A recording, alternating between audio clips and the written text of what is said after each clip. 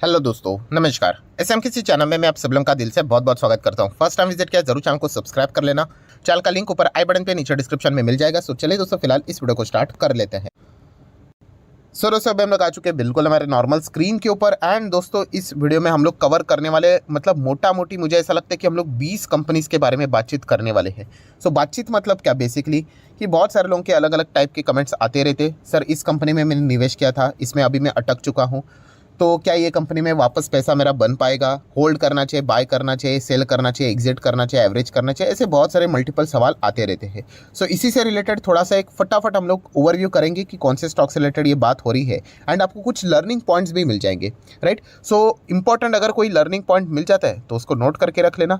तो चलिए अभी देख लेते हैं एक एक चीज़ों को। तो सबसे पहले शुरुआत कर रहे थे वैभव ग्लोबल के साथ। यस, वैभव ग्लोबल बहुत सारे लोगों के पोर्टफोलियो में मतलब रिटेल इन्वेस्टर के रहेगा ही, क्योंकि आपको बताइए सबसे फेवरेट पार्ट कौन सा होता है? तेजी। जैसे ही तेजी हम लोग यहाँ पे देख लेते हैं, पैसा लोग लगा लेते हैं, राइट? मैं अगेन कह रहा हूँ, पैसा लगाना कोई गलत बात नहीं है, बट आप पैसा क्यों लगा रहे? अगर मैं बस आपको ये सवाल पूछूं, अगर आप उसको बिजनेस हिस्ट्री के हिसाब से अगर मुझे जवाब दोगे तो मुझे कोई आपत्ति नहीं होगी। हाँ, पर सिर्फ आप ये बोलोगे अरे सर देखो 100 का 200, 200 का 300, 400, 500 ऐसा भाग रहा है, नो डाउट कॉर्पोरेट एक्शंस भी यहाँ पे हो चुके हैं, तो इसके चलते खरीदोगे तो दिक्कतें हो सकती है। अभी आ जाते हैं मेन मुद्दे की बात। क्या वैभव ग्लोबल क्या कंपनी में कोई गड़बड़ है? तो दोस्तों कोई गड़बड़ नहीं है, ये कंपनी चलती है ऐसी है। और अगर आप स्टॉक मार्केट क्लासेस, जो मेरा दूसरा चैनल है, उस पर भी अगर आप लेक्चर्स को रेगुलरली देखते हो, ये पॉइंट को मैं मल्टीपल टाइम कवर कर चुका हूँ कि आप थोड़ा सा कंपनी का हिस्ट्री देख लेना। ये देखिए कंपनी का हिस्ट्री वैसे ही है, 90% की गिरावट, 90% की इनफैक्ट मैं 90 भी कम बोल रहा हूँ, 93% की गिरावट, इस प्रकार की गिरावट ये दिखाती है। तो एक कंपनी का नेचर ही पहले से बाय डिफॉल्ट वैसा है। सो इस प्रकार की गिरावटें दिखना, ये कोई एंड सेम थिंग कि अगर गिरता भी वैसे तो भागता भी वैसे, भागेगा तो 1000-2000% भागता है। सो कंपनी बुरी नहीं है, कंपनी का मतलब स्टाइल ही वैसा है, रिस्की टाइप का स्टाइल है। सो ये पॉइंट आपको पता होना चाहिए। अगर आपके पास ये कंपनी है तो मतलब ये सेंस नहीं होना चाहिए कि बस स्टॉक गिर गया तो इसलिए मैं निकल जाऊंगा करके, तो वो कोई रीज़न होना नहीं चाहिए। ये तो स्टॉक चलते ही ऐसे है। सो देखा गया तो कंपनी का बिजनेस के हिसाब से आप चाहो तो यहाँ पे कंटिन्यू कर सकते हैं, बट बहुत कुछ पेन झेलना पड़ता है दोस्तों। ये micro cap, small cap type की कंपनीज है, राइट? तो आप जैसे सोचोगे वैसे इमीडिएटली होता नहीं है, बहुत चीज़ें यहाँ पे। एंड इनका जो मेन मार्केट है वो तो हम लोग को वेस्टर्न कंट्रीज ही देखने को मिल जाती है, यूके, यूएस की ओर देखने को मिल जाती है। ज्वेलरी से रिलेटेड रिटेल का ही इनका बिजनेस है, तो ये एक पॉइंट आपको पता होना चाहिए। सो ये बेसिकली एक ओवरव्यू करना होता है किसी भी कंपनी का हिस्ट्री की कैसा है करके, तो एक अनुमान आपको मिल जाता है। देन नेक्स्ट आ जाती company sir Aditya Birla capital. तो ये कंपनी में अगर आपको जाना है तो मैं ऑलरेडी पहला वीडियो भी मैं बना चुका था 5 साल पहले कि ये कंपनी जिस लेवल से गिरी है, 240 के आसपास की इसकी शुरुआत हुई थी, तब से गिरी है। जब तक उस लेवल पे वापस नहीं आती तब तक मैं इसको ट्रैक नहीं करूँगा। ठीक है, नीचे से रिकवरी बहुत अच्छी देखने को मिली है, बट वो लेवल जब तक नहीं आता है तब तक तो मैं इससे दूर ही रहने वाला हूँ। कंपनी बुरी नहीं है, नो डाउट। नेक्स्ट अगर बात करेंगे एनबीसीसी, दोस्तों ऐसे कंपनी में मत जाओ। आई डोंट नो क्यों ये लोग यहाँ पे जाते हैं। ये 30-35 क्या, कल अगर ये 135 भी हो गया तो भी नहीं जाऊँगा। ओवरऑल इनके बिजनेस में कोई ज़्यादा दम नज़र नहीं आता है। हाँ, जिन लोगों ने तेज़ी देखकर निवेश किया होगा, ये देखिए इस प्रकार की तेज़ी देख लेते हैं तो वो खरीद लेते हैं। आपको पता है शेयर मार्केट है, किसी भी आप मतलब बोलते हैं ना, कोई भंगार स्टॉक भी होगा तो वो भी ऐसा तेज़ी में भागता है। यस, वो तेज़ी टिकना इंपॉर्टेंट है, बाद में क्या पंप डंप चलता रहता है यहाँ पे। सो कंपनी देखा गया तो इतनी कुछ खास मुझे तो नहीं लगती है, तो अवॉइड करोगे तो बेहतर रहेगा। सर कैम्स का क्या करें? अरे कैम्स बहुत बढ़िया कंपनी है, म्यूचुअल फंड इंडस्ट्री ग्रो करेगा तो कैम्स भी ग्रो कर सकता है। अब इतना जल्दी ग्रो नहीं करेगा दोस्तों, अभी अभी तो इसकी शुरुआत हुई है। आप देख सकते हो 2020, जस्ट 20 मतलब कितना हो गया, 23 तो जस्ट शुरू हुआ है। 2-2.5 साल में ही आपको मतलब लाखों करोड़ों रिटर्न है, तो मतलब ये थोड़ी सी गलत बात है, अनफेयर बात है। आपने टाइम तो देना चाहिए। कंपनी कोई बुरी नहीं, इतना तो मैं कह सकता हूँ। नेक्स्ट अगर देखा गया तो कौन सी कंपनी, बजाज हेल्थ केयर का क्या करे? अरे ये तो माइक्रो कैप है सर। माइक्रो कैप तो आपको पता है रिस्क रहता है, इसमें भी कॉर्पोरेट एक्शन हो चुका है।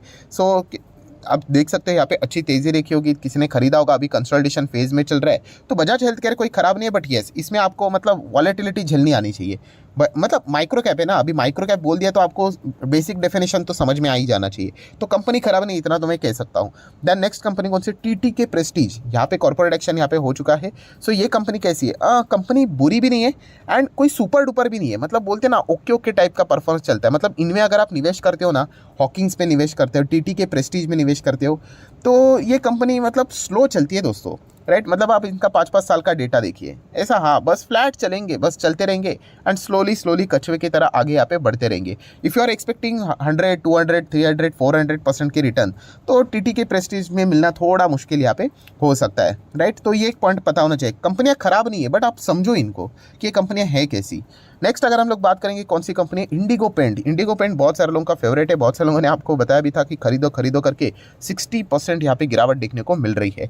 सो पेंट सेक्टर की बात करें तो ऑलरेडी मेरे पास लीडर है एंड ऐसा ब्लाइंडली नहीं जाना होता है दोस्तों, पहले कंपनी को थोड़ा समझना होता है कि कंपनी एक्जैक्टली करती क्या है एंड मार्केट शेयर भी कंपैरेटिवली कम देखने को मिल जाता है। हाँ, थियोरेटिकली अगर हम लोग बोले तो येस वो चीज़ रहती है कि मार्केट शेयर कम है तो मार्केट शेयर ग्रो होने के चांसेस ज़्यादा होते हैं, बट इतना सिर्फ थियोरी के चलते अगर जाएंगे तो रिस्की आप पे बहुत ज़्यादा चीज़ हो सकती है।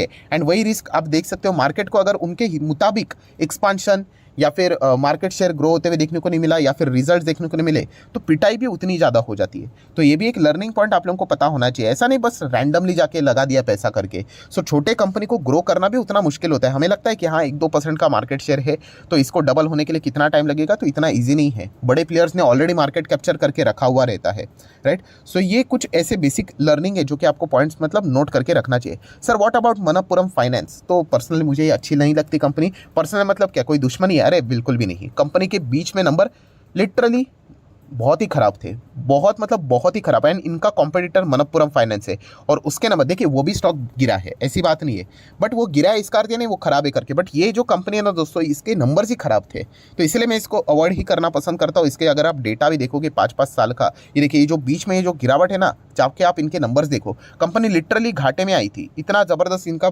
परफॉर्मेंस देखने मतलब खराब परफॉर्मेंस देखने को मिला था, तो इसलिए मैं तो इनको अवॉइड करना ही पसंद यहाँ पे करता हूँ। गोल्ड लोन में जाना है तो मनप्पुरम फाइनेंस से बेहतर मुथूट फाइनेंस ही नज़र आ जाता है। नेक्स्ट अगर देखा गया तो कौन सा है सर, हेवल्स कैसा है? हेवल्स अच्छा ही कंपनी है, डिसेंट कंपनी है। 5 साल में पैसा डबल करना है तो यही उनका टारगेट है। आप बोल सकते बड़े साइज़ की कंपनी। देखिए 5 साल में कितना है, 143, तो चलिए इसने अपने खुद के परफॉर्मेंस से ज़्यादा ही बेटर दिया है, राइट। तो ये आपको पैटर्न पता होना चाहिए दोस्तों कि कौन से कंपनी में आप लगा रहे हो पैसा और तो कितना है। तो रिस्क इसमें कम है नो डाउट, तो रिवॉर्ड भी कंपैरेटिवली कम रहेगा, बट स्टिल 5 साल में 150% के रिटर्न्स मिलना नॉट बैड, ठीक है। अभी आप ये बोलोगे कि मैं हेवल्स में लगाऊंगा 5 साल में मुझे 1000% चाहिए, तो 1000-20% चाहिए तो फिर आपको ऐसे वैभव ग्लोबल जैसी कंपनी में उतरना पड़ेगा एंड वहाँ पे दोनों तरफा चीज़ें चलेगी, फिर तेज़ी भी रहेगी, फिर वो पिटाई भी खानी आनी चाहिए, राइट। ऐसा नहीं बोल सकते कि बॉक्सिंग रिंग में मैं एंटर करूंगा और सामने वाला मुझे फिर पंच ना मारे। तो ये चीज़ आपको थोड़ी समझ में यहाँ पे आनी चाहिए। हेवल्स बुरी नहीं है कंपनी डेफिनेटली, बट येस एक ओके टाइप का परफॉर्मेंस चलता रहता है। नेक्स्ट अगर कौन सी कंपनी है, रोजारी बायोटेक।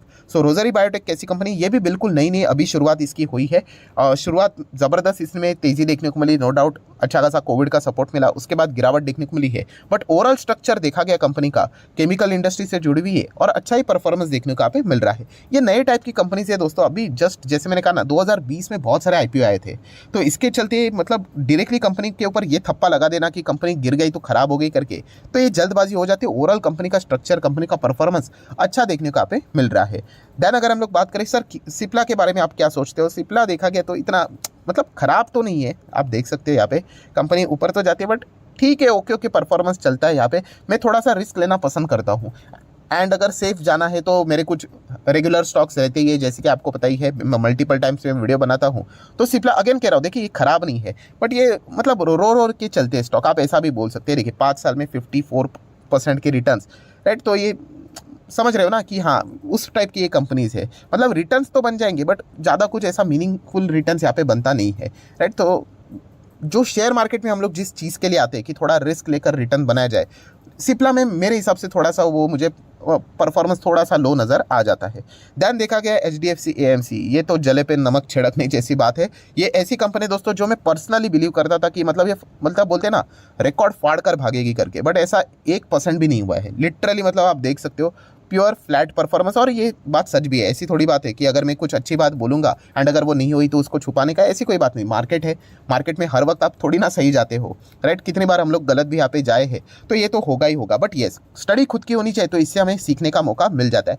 अभी AMC कंपनीज में देखा गया तो कोई किसी भी AMC कंपनी ने इतना कुछ खास परफॉर्मेंस नहीं दिया है एंड इनके आने वाले समय में परेशानी और भी बढ़ सकते हैं, बिकॉज बजाज फिनसर्व जैसी कंपनी, बजाज ग्रुप की कंपनी अभी म्यूचुअल फंड में एंट्री कर रही है, तो देखा गया तो वो दिक्कतें और भी बढ़ते हुए देखने को मिल रही है। सो कंपनी का ओवरऑल परफॉर्मेंस तो अच्छा है, share holding pattern, balance sheet, then PNL, सब कुछ अच्छा देखने को यहाँ पे मिल रहा है, बट येस अभी तक बोलते हैं ना किक नहीं मिली इस कंपनी को, हम लोग ऐसा बोल सकते हैं। सेक्टर तो ज़बरदस्त 10 गुना हो गया, बट इंडस्ट्री की अगर हम लोग बात करें वो आगे बढ़ गई, बट शेयर्स तो अभी के यही देखने को मिल रहे हैं। सो थियरी तो वर्क कर लिया, बट शेयर में अभी तक वो चीज़ें वर्क करते हुए देखने को यहाँ पे नहीं मिल रहे। तो देख लेते हैं आगे जाके यहाँ पे क्या होता है। नेक्स्ट अगर हम लोग बात करेंगे आयशर मोटर, अभी आयशर मोटर क्यों लोग निवेश करते हैं कि ये सवाल, मतलब सवाल से ही पता चल जाता है सर क्या ये वापस इस प्रकार से भाग सकता है, तो दोस्तों नहीं, इसके चांसेस ना के बराबर होते हैं, राइट। इतना ऑलरेडी वो भाग चुका है, बिकॉज वो रॉयल इनफील्ड की स्टोरी आपने सुनी होगी। अभी देखा गया तो नो डाउट एक नया चीज़ मार्केट में देखने को मिल रहा है, वो है इलेक्ट्रिक व्हीकल। तो इलेक्ट्रिक व्हीकल में ई बाइक्स में अगर ये कोई इनोवेशन कर लेते हैं, इनोवेशन मतलब एक कोई ऐसा ज़बरदस्त प्रोडक्ट बना लेते हैं कि हर किसी के जुबा के ऊपर वही नाम होगा, जैसे कि रॉयल इनफील्ड, आपको पता ही है बुलेट में पूरा मार्केट उन्होंने खा लिया, एंड शेयर प्राइस जो दौड़ा आप सभी लोगों को पता है, इतिहास बना के रख लिया। तो वैसा अगर कुछ धमाकेदार अगर कोई प्रोडक्ट वो लेकर आते हैं, लॉन्च करते हैं, तो वो चीज़ें हो सकती है, वरना ऐसे बार बार चीज़ें हम लोग को उस प्रकार की देखने को यूजुअली नहीं मिलती है। देन अगर हम लोग यहाँ पे बात करेंगे तानला प्लेटफॉर्म में, सर हम क्या करें, ऑब्वियसली ये कंपनी में ज़बरदस्त तेज़ी आपने देखी होगी इसलिए निवेश किया, अब ये नीचे आ गया तो परेशान हो रहे। तो ऐसा नहीं करना है दोस्तों। मैंने सैटरडे के दिन भी जो वीडियो बनाया था स्टॉक मार्केट क्लासेस के ऊपर कि सिर्फ तेज़ी देखकर आपने बाइंग नहीं करनी है दोस्तों, वरना कुछ सीखने को ही नहीं मिलेगा। तेज़ी देखकर बाइंग करोगे तो आज नहीं तो कल तो स्टॉक नीचे आएगा ही, फिर क्या करोगे, फिर तो फ्रस्ट्रेट ही हो जाओगे। तो ये बिल्कुल भी नहीं करना। ये लर्निंग लेसन मैं आपको बता रहा हूँ दोस्तों। ये सुनने के लिए आपको लगता होगा ठीक है इसमें क्या बड़ी बात है, इसी में सब कुछ है और कुछ नहीं है। शेयर खरीदने से पहले सब कुछ एनालिसिस करना होता है, गिरने के बाद एनालिसिस स्टार्ट कर देते हैं कि क्या करे करके। तो ये एक बहुत ही गलत बात है। ये पॉइंट मतलब ये पहले सीखने होते हैं। देन स्टॉक क्राफ्ट के बारे में सर हम क्या करें, तो मैं इसके पहले भी आपको बता चुका हूँ कि सर इसमें बड़े प्लेयर्स ने पैसा लगाया। देखिए बड़े प्लेयर्स के पास बड़ा पैसा हो सकता है नो डाउट, प्लस उनका रिस्क टेकिंग एबिलिटी अलग होता है। बड़े प्लेयर्स जैसे कि अगर मान लीजिए किसी के पास 2000 करोड़ है, एंड अगर उनका 2 करोड़ भी डूब गया, इतना कुछ बड़ा फ़र्क नहीं पड़ता है उनके, बट नॉर्मल व्यक्ति के लिए 2 करोड़ बड़ी अमाउंट है ना। तो वो भी हम लोगों ने चेक करना चाहिए। बहुत सारे लोग ऐसे करते हैं कि बड़े इन्वेस्टर का पोर्टफोलियो देखते हैं और ब्लाइंडली जाते हैं। सो स्टॉक क्राफ्ट की बात करें तो मैंने एक पॉइंट आपको इसके पहले भी बताया था कि आप इनका DRHP थोड़ा सा स्टडी कीजिए। अभी हाल ही में ही कंपनी की एंट्री हुई थी मार्केट में, तो एंड प्रमोटर सेक्शन में थोड़ा सा जाइए तो आपको समझ में आ जाएगा भी मैं एग्जैक्टली क्या बोल रहा हूँ। थोड़ी सी मेहनत आप लोगों ने भी करनी चाहिए। एंड ऐसी बात नहीं कि मैंने इस पॉइंट को कवर नहीं किया है, मैंने कवर किया था। सिर्फ आपको याद दिलाने के लिए जो सवाल पूछ रहे हैं तो उनको यहाँ पे DRHP प्रमोटर में यहाँ पे जाके अगर आप डिटेल्स पढ़ोगे तो आपको एक अंदाज़ा यहाँ पे पता चल जाएगा कि मैं क्या बोलने की कोशिश कर रहा हूँ। देन अगर बात करेंगे sir what about axis bank, axis bank में फंसाऊँ। देखिए एक्सिस बैंक बुरी तो नहीं है, राइट, बट देखा गया तो सेम जो परफॉर्मेंस है वो थोड़ा सा फ्लैट हम लोग को देखने को मिल जाता है। बैंक्स में अगर जाना है तो मैं ऐसे आप लोगों को बता चुका हूँ कि HDFC, कोटक ये अच्छे लगते हैं। थोड़ा सा रिस्क लेना है तो ICICI में थोड़ी सी ज़्यादा तेज़ी हम लोग को देखने को मिल रही है और अच्छे रिटर्न भी यहाँ पे बन चुके हैं। एक्सिस भी कोई बुरी बात नहीं है, बट येस तेज़ी बरकरार यहाँ पे रहनी चाहिए। कंपनी के नंबर इस वक्त के बहुत अच्छे आए थे, इस वक्त के मतलब इसके पहले के हाल ही के ही नंबर्स, तो कंसिस्टेंसी अगर वो मेंटेन कर लेते तो शायद से हमें अच्छा खासा परफॉर्मेंस देखने को मिल सकता है। IDFC फर्स्ट बैंक की क्या बात है, तो सर इसके पहले भी मैं वीडियो बना चुका था टॉप लेवल से कि जब तक ये अपने इस लेवल को ब्रेक नहीं करता है तब तक नहीं देखना है। उसके नीचे मल्टीपल टाइम्स ये ऊपर आएगा वापस नीचे आएगा, क्योंकि कंसिस्टेंसी देखने को नहीं मिलती है। अभी कंपनी के 1 साल की बात करें पिछले टाइम से तो थोड़ा बहुत अच्छा यहाँ पे कर रहे हैं, निचले स्तर से वापस ऊपर आया है। सो क्या ये कंसिस्टेंसी मेंटेन रख पाएगा, तो ये देखना एक इंटरेस्टिंग फैक्टर रहने वाला है। देन अगर देखा कि कौन सी कंपनी है, इंडसइंड बैंक, मुझे पर्सनली ये बहुत रिस्की लगता है। रियल एस्टेट को लोन देते हैं, होलसेल मार्केट में इनका प्रेजेंस है। सो बैंक्स में जैसे कि मैंने कहा कि HDFC, Kotak, ICICI, then AU small finance bank में प्रेफर करूंगा रेदर देन इंडसइंड बैंक अगर रिस्क लेना है तो, राइट। एंड चार्ट पैटर्न भी बहुत सारी चीज़ें बोल देता है कि जहाँ से कोविड से वो गिरा है अभी तक उस लेवल पे वापस वो आया भी नहीं है, जबकि इसके कॉम्पिटिटर कब से कहाँ से पहुँच भी गए। तो ये भी कुछ फैक्टर्स होते हैं जो कि आप लोगों को थोड़ा बहुत इसका अंदाज़ा लेना होता है। नो डाउट हिंदुजा ग्रुप की कंपनी है तो नाम तो बड़ा है। देन आवास फाइनेंसर की बात करें, डेफिनेटली अच्छी कंपनी, कोई बात नहीं, गिरावट तो होती रहती है, टॉप लेवल से गिरा है बट अच्छी कंपनी। प्रधानमंत्री आवास योजना के अंदर भी इसको अच्छा खासा मुनाफा हो सकता है। देन ये एक और कंपनी आ ही जाता है ADIG ग्रुप की। रिलायंस इंफ्रास्ट्रक्चर कैसा है, अरे वो ग्रुप ही पूरा जा चुका है। ये 140 रुपये स्टॉक देखकर क्या करोगे, और स्टॉक देखिए टॉप लेवल से 60-70% यहाँ पे गिर चुका है। एंड मैक्सिमम चार्ट पैटर्न भी देख लेना, ये देखिए इतना एकदम रॉकेट की तरह तेज़ी, सेम अदानी जैसी यहाँ पे चीज़ें देखने को मिलती थी, फिर ज़बरदस्त गिरावट, एंड उसके बाद आपको पता है कि थोड़ा बहुत जंप करेगा ही करेगा। नीचे से 200-400% भागा था, बट जो बॉल बाउंस करता है आपको पता ही है कैसी चीज़ें देखने को मिल जाती है। और फिर धीमे धीमे करके टाइम लगा, 10-12 साल लगे, बट उसके बाद आपको पता ही है बड़े प्लेयर्स यहाँ पे निकल गए। तो ऐसे कंपनी में यूजुअली आप लोगों ने जाना नहीं चाहिए, ऐसा पर्सनली मुझे लगता है।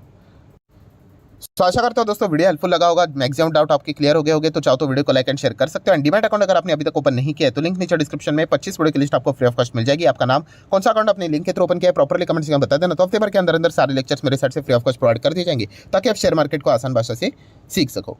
सो that's it, thank you very much दोस्तों। We will be meeting our next video. तब तक के लिए बाय बाय।